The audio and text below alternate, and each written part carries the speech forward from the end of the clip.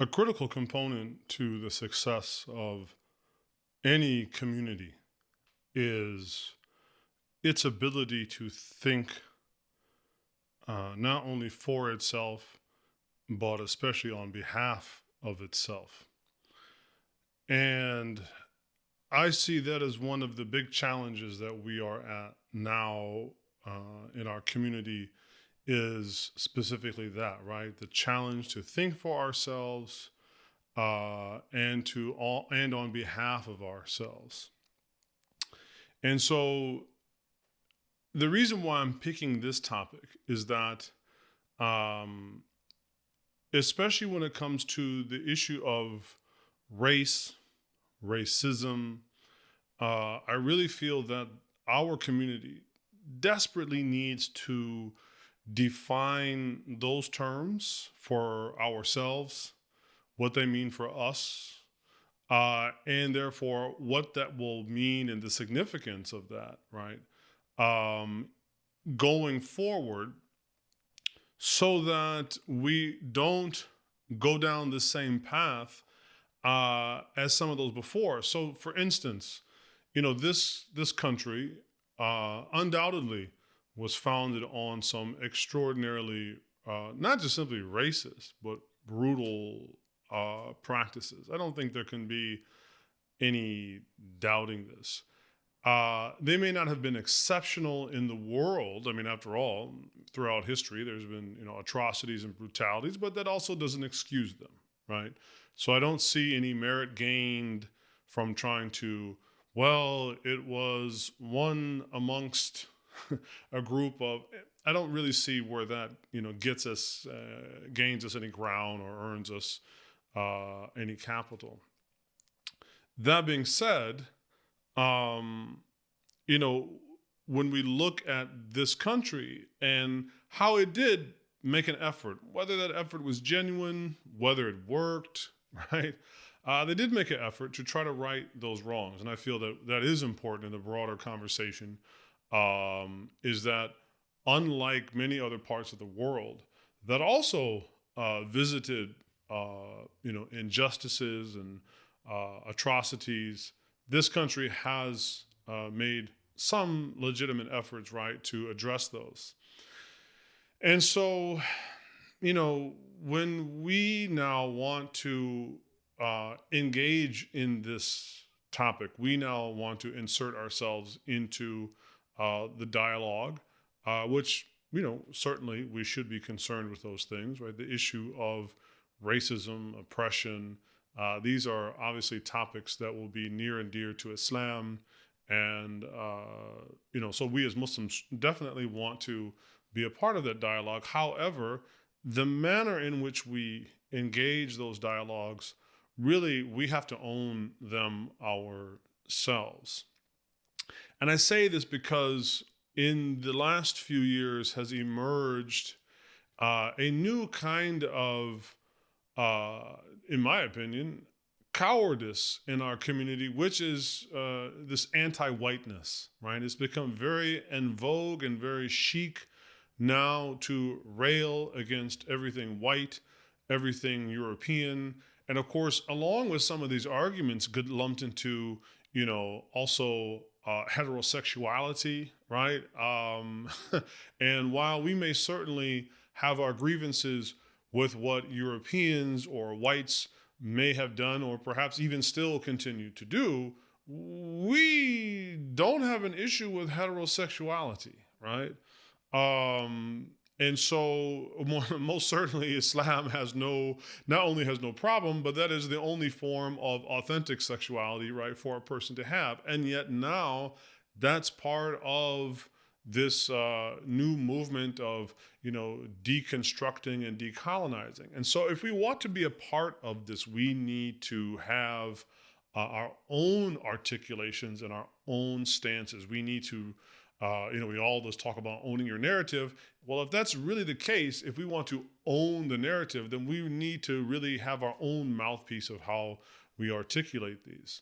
And so, as I said, there's emerged now in our community a new anti-whiteness.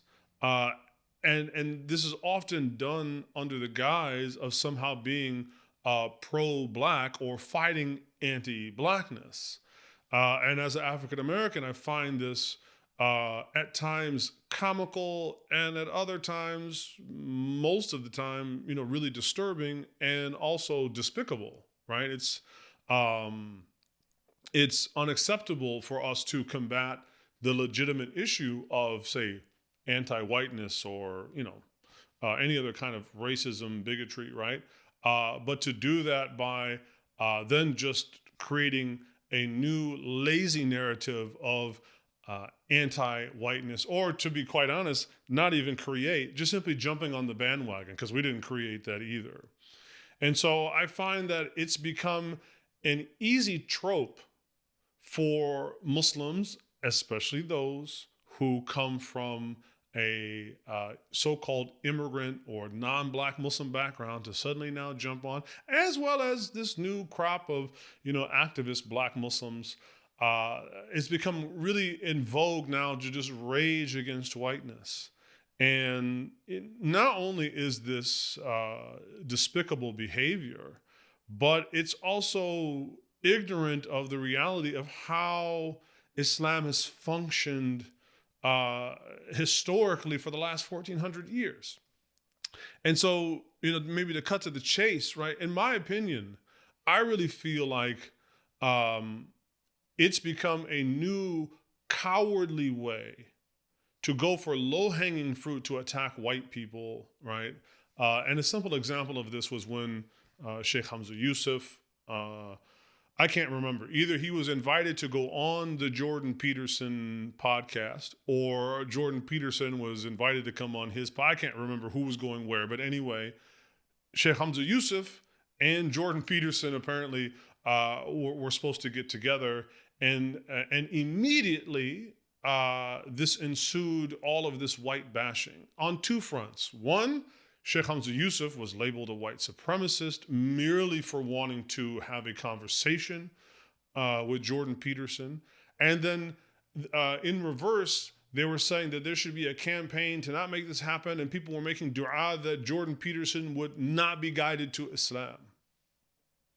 This is extraordinary. And in reality, this is just a form of cowardice. Because one, whites are one group that you can sort of go after and attack, and you don't have anything, you won't face any backlash, you won't lose your job in the way that, say, if you went after Israelis, right? If you go after Israelis and you go after things that the Israeli government does to the Palestinians, you will face consequences. So it's this really, it's lazy, it's cowardly. I also feel that, and I'm reminded here, I actually wrote some notes down. I'm reminded by this one scene in The Matrix. I was preparing for a podcast the other day, and there's this scene in The Matrix where Morpheus and Neo are having this dialogue, and it's the second simulation training that Morpheus is putting Neo through, and it's the one where first he sees the woman in the red dress, and then he tells him, look again, and it turns around and it's Agent Smith, and then he tells him to freeze the program. And the dialogue that ensues, it suddenly made me think about us. And of course, I'm using this with some creative license, and I don't mean this verbatim, but I do mean it to maybe strike a kind of conversation.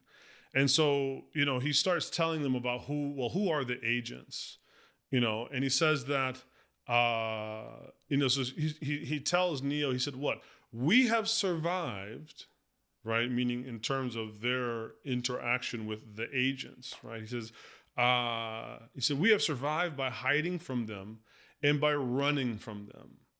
And in my opinion, I feel that Islam in America has largely survived by not wanting to deal with the elephant in the room, which is white America.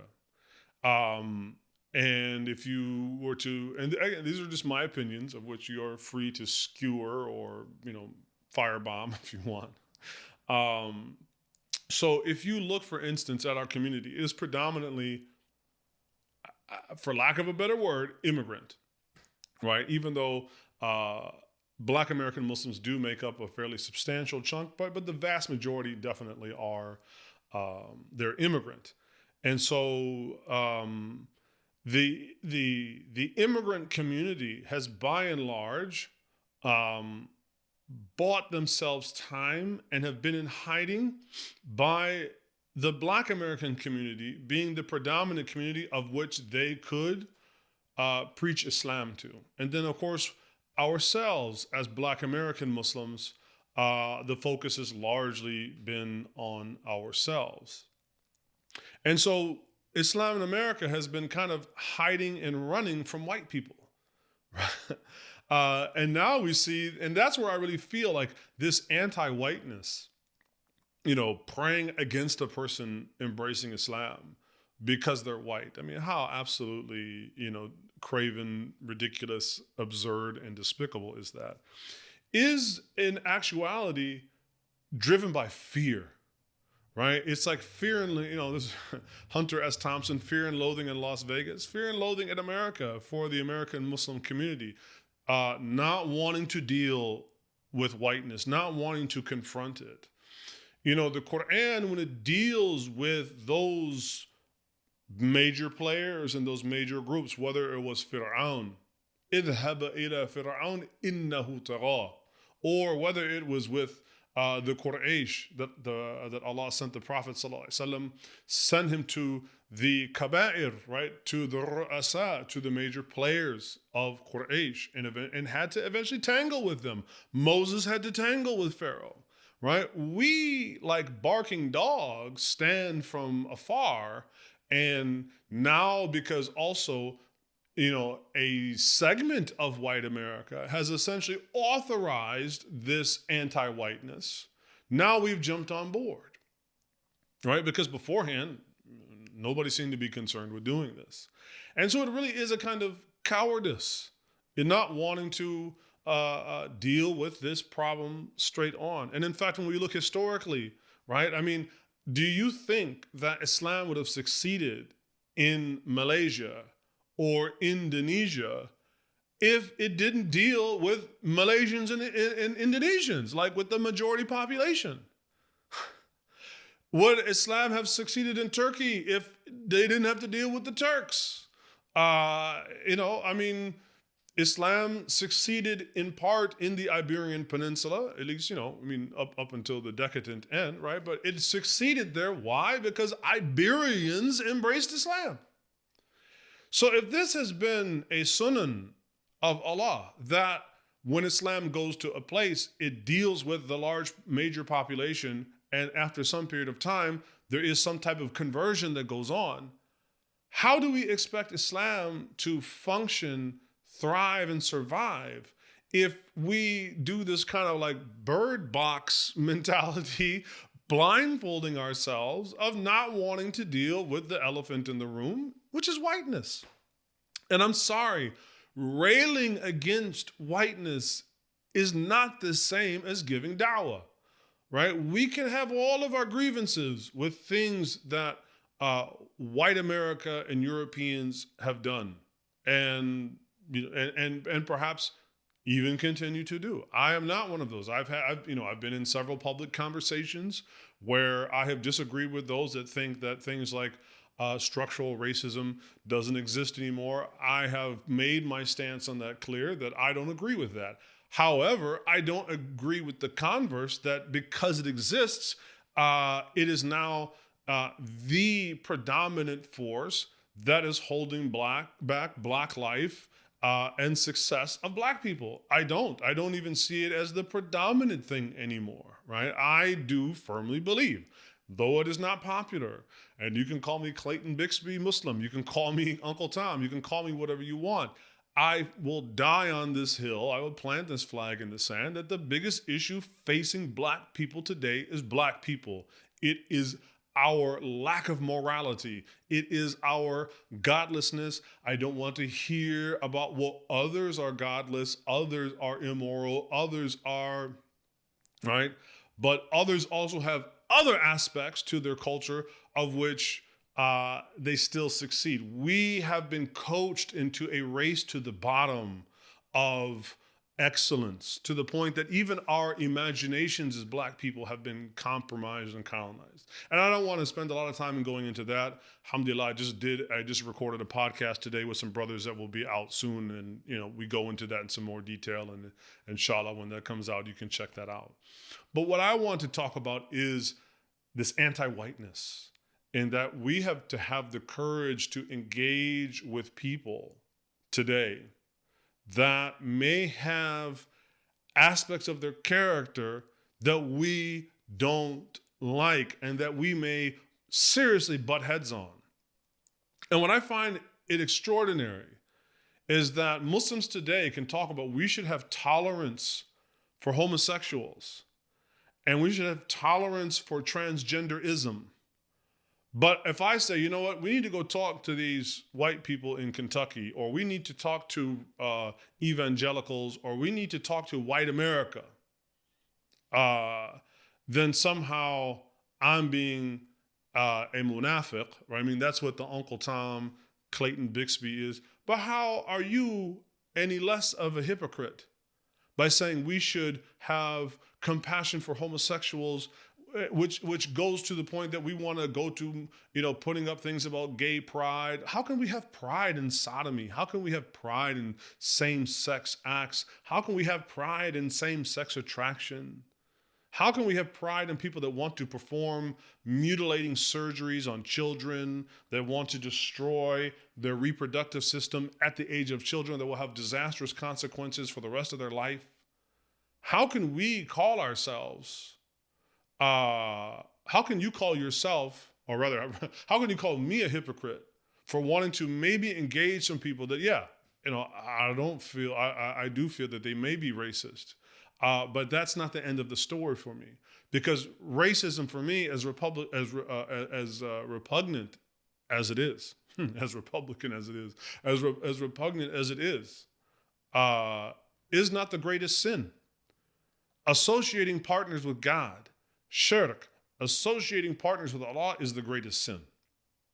And there are sins greater than racism. This is why Allah said about the people of Lot, ما سبقهم بها من العالمين من أحد من العالمين, right? That it was not only a abomination, but it was such a despicable thing that it had never been done before. It was unprecedented, and therefore it's unprecedented in its level of disgustingness. And yet you can find it somehow in your heart to engage with these people, but I can't talk to some people that, are just ignorant. I mean, racism, we have, it's just jahiliyyah. It's jahiliyyah. And in fact, when we saw some of the companions behaving towards other companions with what we could define as racism, it was described as what? Jahil. It was jahiliyyah. It was ignorance. And yet we have made racism into this no path to redemption type of sin. But we are not going to deal with the problem of racism. All that aside, there is no hope to deal with the problem of racism if we are also not going to deal with the patient. That's like saying, hey, look, man, I got, you got hypertension, or you got diabetes, or I don't know, whatever your disease is. My plan to cure you is to kill you, right? Now, this cure is going to kill you, but you know what? You won't have no more diabetes. You won't have any more high blood pressure, right? I'm going to get rid of that, but you're also going to have to die in the process. Or, you know what? I don't deal with people that, it's like going to an endocrinologist. It's like, you know what? I don't really deal with people that have diabetes. Wait a minute. I thought you're an endocrinologist. We can, and two, not all white people are racist.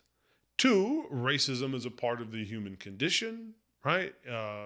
And not everything can be always the kind of racism that we saw in American history, right? That was real, like Jim Crow, where you just don't like people and you don't even want to just simply disenfranchise and dispower them, dispossess them of land and money, but you also want to kill them and cause them harm, right? No, not every kind of person that has that kind of bigotry, they just have their prejudices, right? They have their prejudices. And again, this isn't to excuse bad behavior. But if we are going to truthfully deal with the problem, we must understand it, which is one, not everything that is repugnant is irrational, right? Meaning that you can kind of get in there and figure out the logic of how it works. Again, that doesn't mean that because a thing can be understood by its rational processes that somehow then you're going to make it a good thing. No. Figuring out how a particular group's racist attitudes work isn't going to exonerate them of being racist, right? But it will definitely help you and them, hopefully, surmount this issue. So we have again, how do we get to this? We must think for ourselves and on behalf of ourselves and come to own these arguments for ourselves. The first step is that we, those in this we need to do our own due diligence to have a true genealogy of thought and of ideology. We often don't even know the actors and the individuals involved in the development of these philosophies, of these ideologies, of these movements. And then we just come in like a bull in a china shop and, we're just going to jump in with this, like, I don't know, what was it, the mosh pit? You just jump in and hope somebody catches you, right? I mean, this is ridiculous. Flailing around blindly with a blunt instrument and then calling this activism, calling this Islam, calling this being, whatever. We have to seriously pump the brakes, understand what is really being talked about, look in our own religion and say, well, what does Islam truthfully have to say about this through scholastic inquiry, and then studying the ideologies and the methodologies of those espousing those and determining how, when, and where we can fit with those. And and if we do this, we will find in some ways, we will probably be deflecting both from those who are from the woke crowd, but we will also then be dealing with the racists as well, meaning that we don't have to pick or choose one camp over the other. If we do this thing right, are probably going to have some criticisms of everybody involved.